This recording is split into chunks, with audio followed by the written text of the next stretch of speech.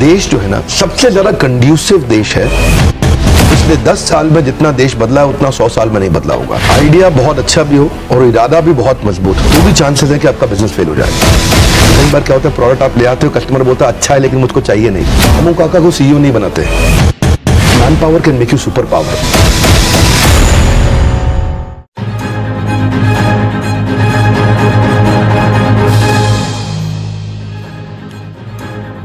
Hello and welcome to startup nation. आपके साथ मैं हूं विपिन भट्ट। स्टार्टअप नेशन के वीकेंड एडिशन में आपका स्वागत है। आज स्टार्टअप नेशन में आपके लिए कुछ स्पेशल है, कुछ खास। जाने माने motivational speaker, business leadership coach और बड़ा बिजनेस.com के फाउंडर विवेक बिंद्रा ने से हमने लिया है ढेर सारा स्टार्टअप ज्ञान। इस बातचीत को बहुत ध्यान से सुनिएगा क्योंकि इसमें हमारे स्टार्टअप गुरु ने बताए हैं एक सक्सेसफुल स्टार्टअप के सारे गुर। तो आप भी देखिए, सुनिए, समझिए और स्टार्टअप कीजिए।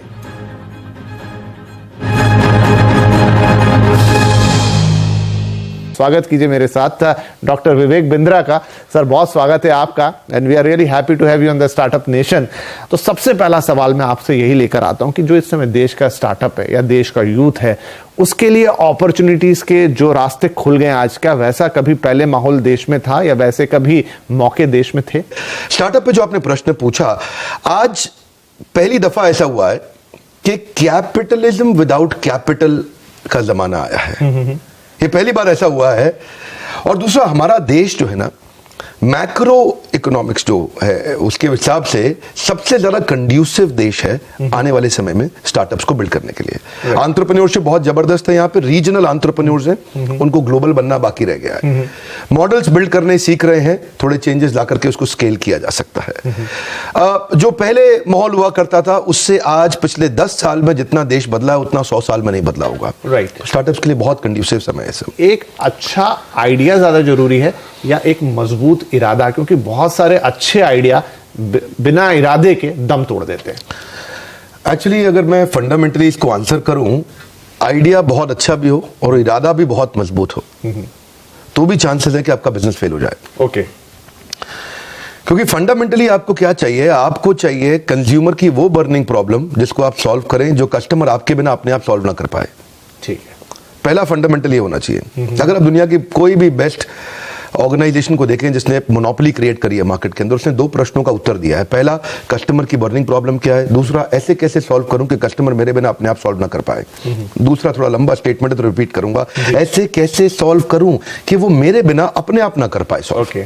तो वहां से उसके बाद फिर उसको एग्जीक्यूट करने का समय आता है। उसके प्रोडक्ट्स लेने हैं, छोटा छोटा उसके एमवीपी जिसको बोलते हैं मिनिमम वायबल प्रोडक्ट। एमवीपी का साधारण भाषा में अर्थ हो गया कि क्या कस्टमर मुझको एडवांस देने को तैयार है जो मैं नया प्रोडक्ट लेके आ रहा हूं? क्या कस्टमर मुझको थोड़ा डिपॉजिट देने को तैयार है जो मैं प्रोडक्ट लेकर के आ रहा हूं? क्या कस्टमर लेटर ऑफ इंटेंट देने को तैयार है कि मैं आपसे खरीद लूंगा? क्या कस्टमर, क्योंकि कई बार क्या होता है, प्रोडक्ट आप ले आते हो, कस्टमर बोलता है अच्छा है लेकिन मुझको चाहिए नहीं। ये बात होती है। बिल्कुल। तो यही है कि तो जो मैं समझा यहां तक कि सबसे पहले आप प्रॉब्लम को आइडेंटिफाई करें, फिर उसका सॉल्यूशन आप निकालें और फिर ये देखें कि ये सॉल्यूशन कोई आपसे खरीदने के लिए तैयार है कि नहीं। राइट। बहुत अच्छा है। खरीदने के लिए तैयार कस्टमर, हाँ, इन्वेस्टर नहीं अभी। हाँ, कस्टमर। पहले कस्टमर को खरीदने के लिए मेरी कंपनी भी आएंगे बाद में लोग, लेकिन पहले कस्टमर खरीदने को कितना जल्दी तैयार है वो बहुत इंपॉर्टेंट है। क्योंकि देखिए, the dog will decide the dog food.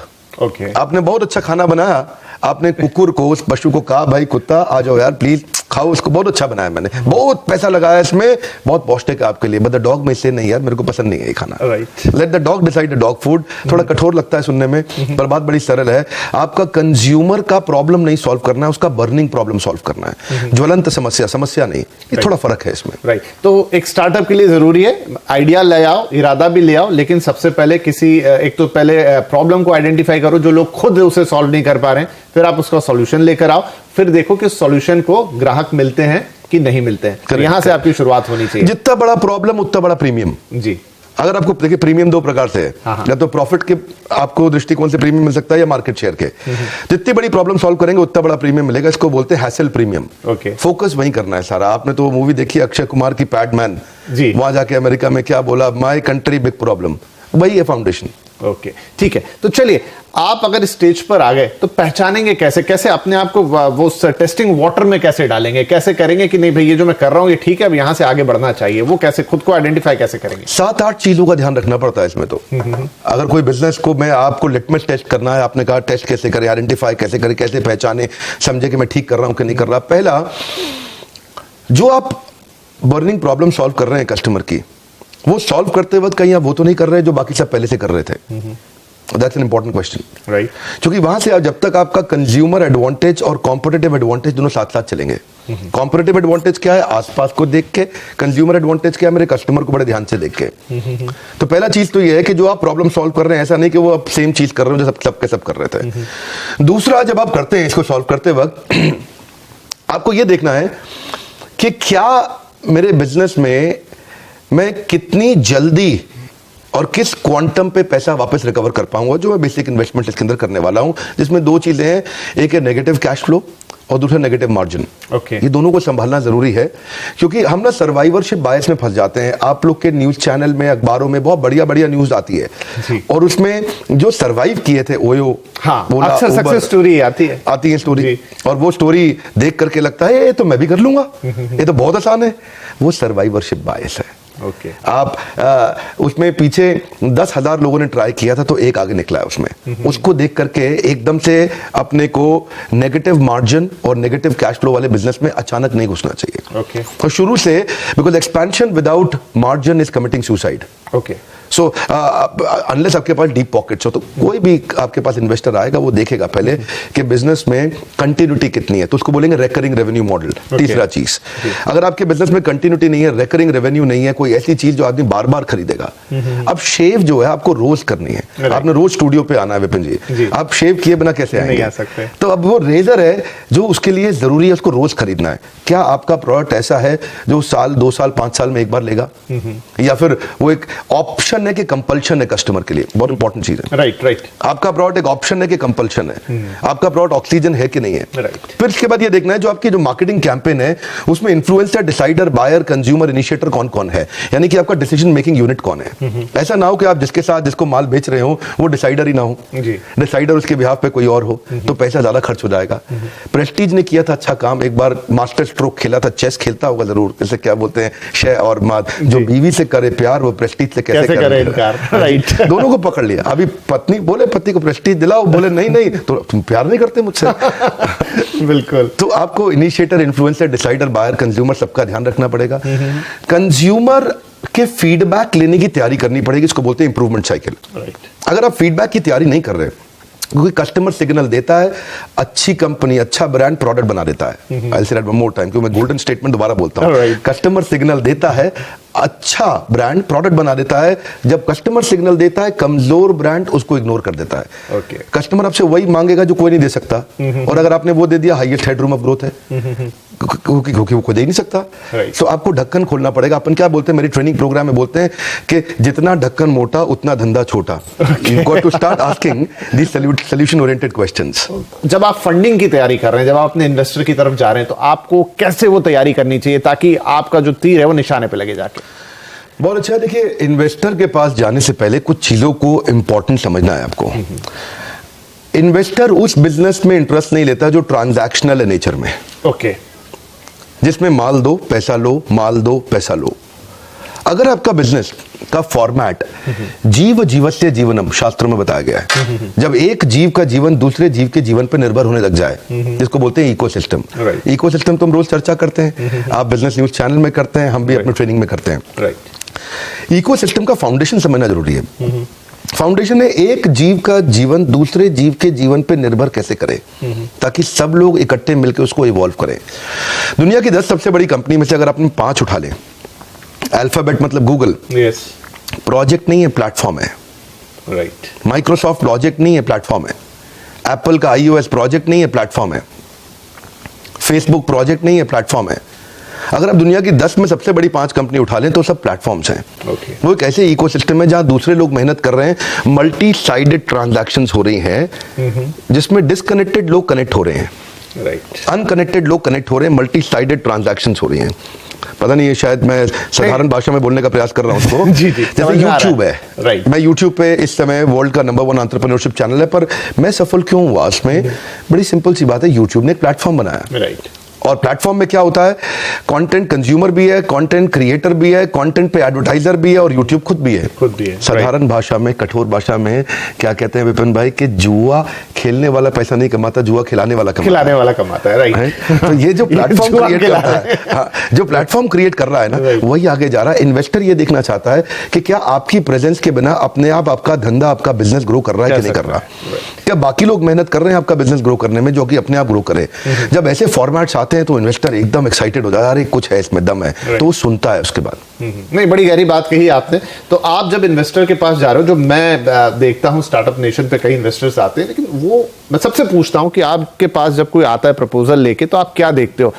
शायद 100% जवाब आया कि सबसे पहले हम टीम देखते हैं। क्या आप इस बात से एग्री करते हैं? बहुत खूब। रामू काका को सीईओ नहीं बनाते। Okay. बहुत सारे छोटे बिजनेसमैन यही कर रहे हैं। Okay. वो अपने पुराने भरोसेमंद आदमी को देख रहे हैं, और रामू काका थे उनके, और उसी को लगभग आगे बढ़ाए जा रहे हैं। ये रामू काका गल्ला संभाल लेंगे। बहुत इंपॉर्टेंट है, अकबर ने अपने नवरत्न बिल्ड किए, क्या आपके नवरत्न तैयार हैं?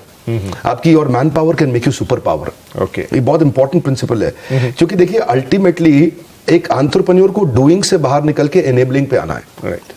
क्योंकि जब तक वो खुद करेगा एक्टिव इनकम है, जब वो एनेबलिंग पे आता है तो पैसिव इनकम है, तो ऑर्गेनाइजेशन ग्रो करता है। तो कैसे आप एक हाई परफॉर्मेंस टीम तैयार करते हैं, वो लीडरशिप कैसे बिल्ड करते हैं जो आपकी प्रेजेंस के बिना बिजनेस को स्केल करने के लिए सक्षम हो। तो चलिए, सब कुछ हो गया, आपने अच्छा आइडिया ले आया, सॉल्यूशन ढूंढ लिया, पैसे भी मिल गए, टीम भी बन गई, धंधा चल निकला, लेकिन बावजूद उसके सर हम देखते हैं कि बहुत सारे स्टार्टअप्स एक समय तक तो बड़ा अच्छा करते हैं, बड़े प्रॉमिसिंग दिखते हैं, लेकिन फिर नीचे चले जाते हैं। क्या गलती होती है?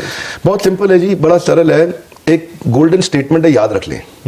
आज आपके माध्यम से चैनल पे मैं सबको कहना चाहूंगा, जिंदगी भर के लिए याद रखें, पहला प्रोडक्ट फाइनल प्रोडक्ट नहीं होता। ओके, वन मोर टाइम, पहला प्रोडक्ट फाइनल प्रोडक्ट नहीं होता। हॉकी की स्टिक पहले नीचे आती है, बाद में ऊपर जाती है। जे कर्व जिसको बोलते हैं बिजनेस में, वो पहले नीचे आता है, बाद में ऊपर जाता है।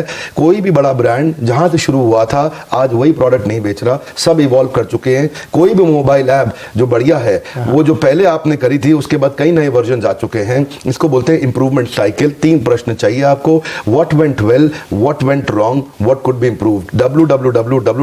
WCBI।